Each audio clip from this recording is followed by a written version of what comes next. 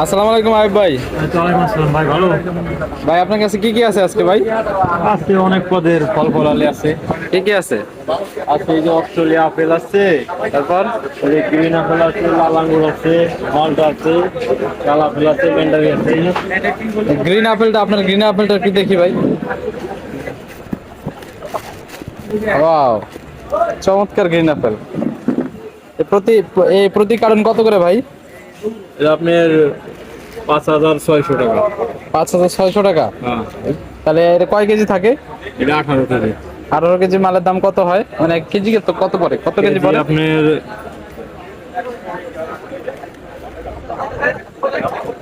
320 টাকা কেজি করে। 320 টাকা 1 কেজিতে পড়ে। হ্যাঁ, তাহলে খুচরা বিক্রি করে কত?